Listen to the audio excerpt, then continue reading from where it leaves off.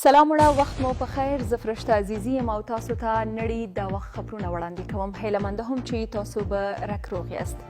جاپان په لومړي ځل داسې یو ریلګاډي جوړه کړه چې فقط د هایدروجن او اوبو په واسطه به چلیږي او بل دود به نه کوي، یوازې صفا هوا به باسي. بل خبر، چین له لیتیم داسې بطري جوړه کړې چې فقط 100 ګرامه وزن لري او کولی شي تر 40 کلونو پورې برق وساتي.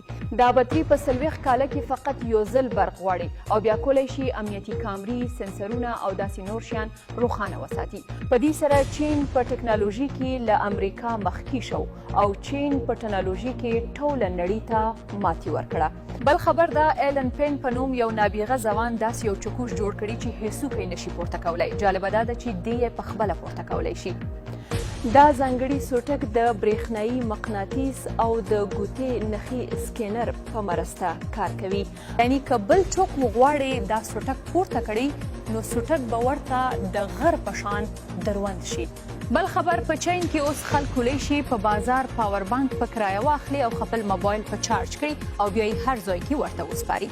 مطلب تاسو دا پاور بانک په یو ښار کې په کرایه اخلي او له سفر وروسته یې په بل ښار کې ورته تسلیم کوي. دا هوښیار کار مونستر انرژي او انکر بکس په مخ وړی او اوس مهال په 300 ښارونو کې فعال دی.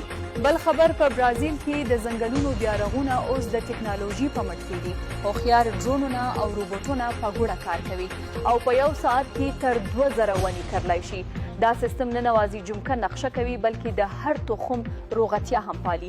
بل خبر ده، هانګ کانګ حکومت یو نوي ګام پورته کړی. دوی وایي له نن وروسته به هر حیوان ته د تذکیري په شکل یو کارت جوړیږي. وایي چې چیرې یو حیوان ورک شي په اساني سره به بیرته خپل خاوند ته سپارل کیږي. زموږ د ټکنالوژي خبرونه همدومره وه. که مو ویډیو خوښه شوه مخته یې دوستانو سره ضرور شیر کړئ.